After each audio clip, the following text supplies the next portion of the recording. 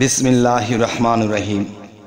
হে সমস্ত জগতবাসী, আজ আমি শামীম আলী চিশতি আপনাদের সামনে যে আলোচনাটি নিয়ে এসেছি, এই আলোচনা যদি কেউ খেয়াল করে শোনে এবং এই কর্ম যদি করতে পারে, তাহলে তার ইহকাল ও পরকাল ধন্য হয়ে যাবে ইনশাআল্লাহ। অবশ্যই আজকের এই আলোচনাটি খুব মনোযোগে শুনবেন। দেখুন, মানুষে কিন্তু সাধনা করে, মানুষে আল্লাহর কাজ করে, ইবাদত করে, কিন্তু মুর্শিদ ধরার পর বা সাধনা করার মধ্যে, প্রেম ভক্তির মধ্যে একটি জিনিস লুকিয়ে আছে। একটি নয়, একটির মধ্যে তিনটি।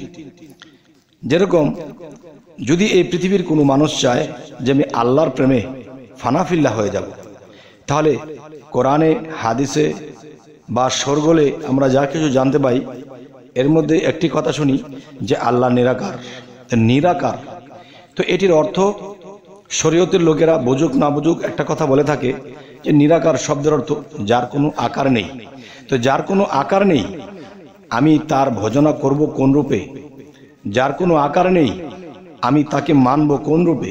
আমি যদি কাউকে ভালোবাসি, তাহলে তাকে দেখতে হবে। তাকে দেখলে তার প্রতি আমার দৃষ্টি গেলে তাকে আমি চিনি, তাকে আমি জানি, তার সম্বন্ধে আমি বুঝি। এরপরে তার প্রতি আমার প্রেম ভক্তি এসে যাবে, আর সেই প্রেম থেকেই প্রেমে ফানাফিল্লা হয়। তবে দেখেন, প্রেমে ফানাফিল্লা কোন স্তর থেকে, কোন জায়গা থেকে শুরু হবে, সেই ইঙ্গিতগুলো আমি করে দেবো ইনশাআল্লাহ। আর ইঙ্গিত মনে করলে ইঙ্গিত, আর সরাসরি মনে করলে সরাসরি। অবশ্যই খেয়াল করে শুনুন। দেখুন, যে একটি হলো ফানাফি শেখ, মানে পীর বা মুর্শিদ রূপে ফানাফিল্লা হয়ে যাওয়া, প্রেমে ভক্তিতে ফানাফিল্লা হয়ে যাওয়া। আরেকটি হলো যে ফানাফি রাসুল, রাসুল রূপে ফানাফিল্লা হয়ে যাওয়া। ফানাফি আল্লাহ, আল্লাহর রূপে ফানাফিল্লা হয়ে যাওয়া, আল্লাহর নামে ফানাফিল্লা হয়ে যাওয়া। দেখেন, তিনটি স্তরে তিনটি রূপ আছে। এই তিনটি স্তরে যদি তিনটি রূপ থাকে, তাহলে কোন জায়গায় কোন রূপ? দেখেন, আল্লাহ কিন্তু কোরআনে বলেছে যে আমার রূপে আমি আদম সৃষ্টি করিয়াছি।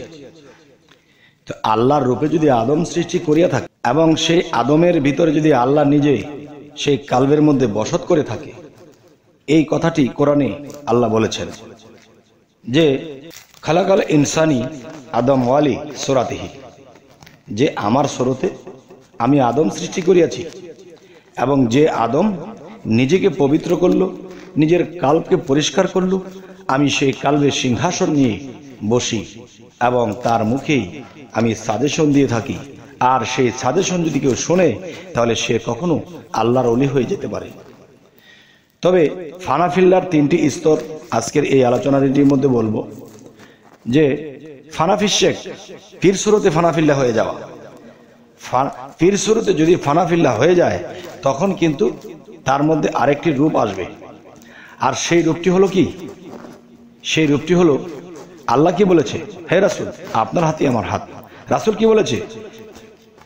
বেলায়েতের যুগে ওলিয়া উলিয়া কামেল মুর্শিদ যারা, তাদের হাতই আমি রাসূলের হাত, আর আমি রাসূলের হাত আল্লাহর হাত। তিনটি হাত কিন্তু একটি হাত।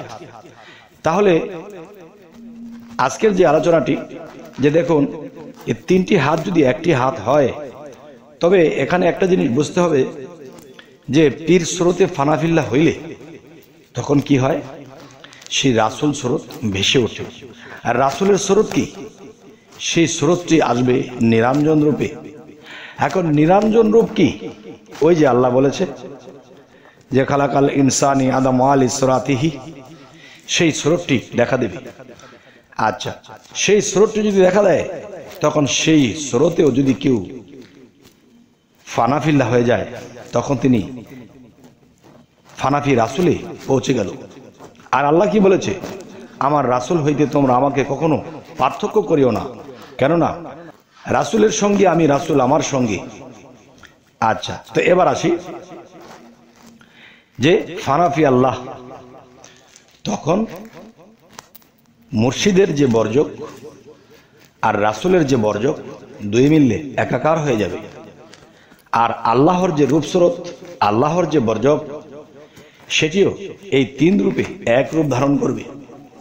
আর সেই এক রূপ যখন ধারণ করবে এবং সেই রূপে যারা ফানাফিল্লাহ হয়ে যায়, আর তাদেরকে বলা হয়েছে ফানাফি আল্লাহ, মানে আল্লাহর রূপে ফানাফিল্লাহ হয়ে যাওয়া। যদি কেউ আল্লাহর রূপে ফানাফিল্লাহ হয়ে যায়, আল্লাহ কি আর আরশে বসে থাকে? আল্লাহ কি আর দূরে থাকতে পারে? যখন ভক্ত ডাকে তখন কিন্তু সেই আল্লাহ ভক্ত ব্যক্তির কাছে এসে সাড়া দেয়। আর সেই সাড়া কি জীবনে একবার দেয় না, এরকম বহুবার তাকে দেখতে পায়। দেখতে দেখতে দেখতে দেখতে এমনই আত্মহারা হয়ে যায়, নূরে নূরান্বিত হয়ে যায় সেই ব্যক্তিটি। তখন তার চেহারা, তার চলা, কথা বলা, আচরণ, চরিত্র সমস্ত কিছু কি হয়ে যায়?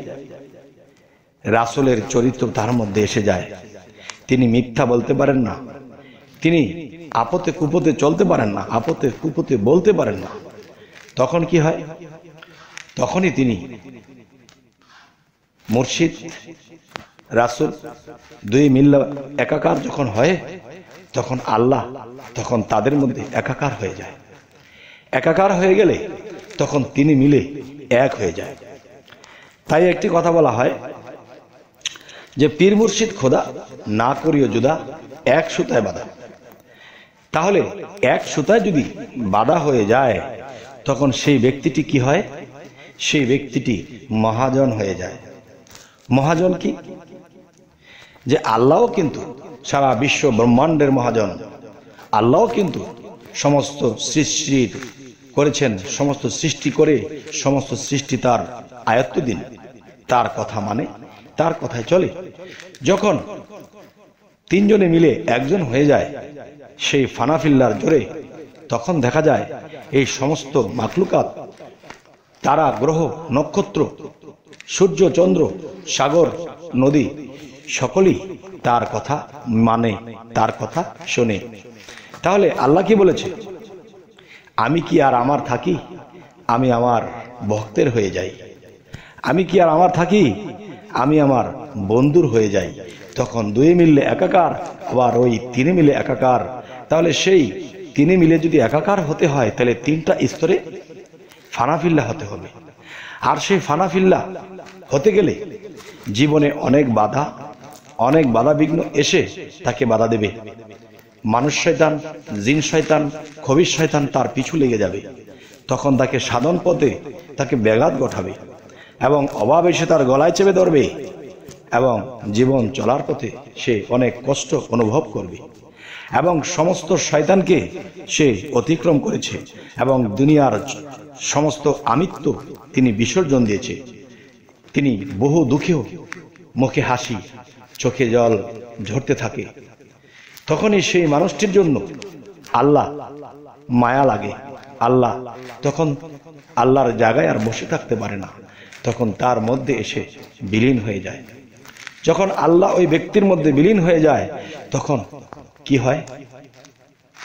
যে একটা কথা বলে থাকি, লোহা তো লোহাই, লোহা যখন আগুনে দেওয়া হয় তখন কিন্তু সেই লোহাটা লাল হয়ে যায়। তো এখন লোহা তো লোহাই, আগুনে যখন লাল হয়ে গেছে, এখন কি সে লোহা আছে? আগুনে পরিণত হয়েছে। এখন লোহাটি কোথায়? আগুনে আর লোহায় একাকার হয়ে গেছে। ঠিক আল্লাহ যদি কোনো মানুষের মধ্যে বিলীন হয়, তাহলে সে আর সে, তার মধ্যে কোনো পার্থক্য থাকে না, 2 মিললে একাকার। আমি কিন্তু আমার শরীরের জামা নয়, তবে জামা পরার আগে আমি যেই ব্যক্তি, আর যখন জামা পরেছি তখন আমি সেই ব্যক্তি।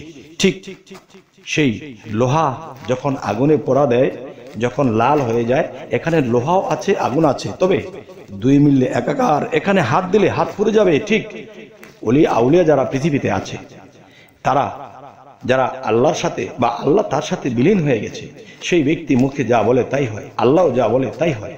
তখন আল্লাহকে সমস্ত 18,000 মাখলুকাত মানতে থাকে, তখন সেই ব্যক্তিটিকেও এই 18,000 মাখলুকাত মানতে থাকে। তখন কি হয়? তখন সেই ব্যক্তিটি একদিন এই দেহ ত্যাগ করে চলে যায়, তার এই পৃথিবীতে মাজার হয়। দেখেন, আল্লাহর কাছে অনেক কিছু চায় মানুষে, আল্লাহ এটা দাও, সেটা দাও, আল্লাহ জীবনে কত ভুল করেছি, আমাকে ক্ষমা করে দাও, আমার এই জিনিসটা দরকার, আমি নিঃসন্তান, আমার একটা সন্তান দরকার। আমার এই পাপ করেছি, আমাকে ক্ষমা করে দিন, এই ক্ষমাটাও পাওয়ার আমার দরকার। তখন একজন কামেল অলির মাজারে যখন গিয়ে একজন ব্যক্তি কান্দাকাটি করে, তখন সেই আউলিয়া এখন কোথায়? সেই আউলিয়াটি আল্লাহর সাথে বিলীন হয়ে আছে। যখন তার ভক্ত তার দু চোখের পানি ছাড়ছে, ফানাফিল্লা হচ্ছে, তখন তার গরু রূপে তখন সেই ভক্তের কাছে এসে যায়। তাহলে সে কে? কোত্থেকে এসেছে? সে তো আল্লাহর সাথে বিলীন ছিল, এখন তার সমাধা করতে এসে গেছে। এবং অনেক অলি আউলিয়ার দরবারে, অনেক অলি আউলিয়ার মাজারে অনেক কিছু মানুষের চায় এবং পায় এবং পাচ্ছেও। তাই আমি বলবো, হে সমস্ত জগতবাসী, এই জগতে যারা বলে মাজার পূজারী, তারা আসলে অলি আউলিয়া কি বোঝে নাই, নবী রাসূল কি এটাও বোঝে নাই, এবং মাজার কি সেটাও বোঝে নাই। এতটুকু অন্তত শরীয়তের ভাষায় বোঝা উচিত যে দেখেন, যে হযরত মুহাম্মদ সাল্লাল্লাহু আলাইহি সাল্লামের যদি রওজা মোবারক না হইতো, তাহলে এই পৃথিবীতে কোনো অলি আউলিয়ার রওজা মোবারক হইতো না, এই মাজার হইতো না। তো যারা বলে মাজার পূজারী, তারা আসলে বিষয়টা বুঝেই নাই।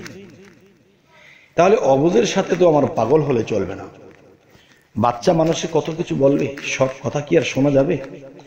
যাই হোক, হে সমস্ত জগতবাসী, আজকের এই আলোচনা আপনাদেরকে কি বোঝাতে চাইলাম অবশ্যই আমাকে জানাবেন, এবং আমার কথায় যদি ভুল থাকে তবু আমাকে বলবেন। আমি যে সব জেনে ফেলেছি, শিখে ফেলেছি তা নয়।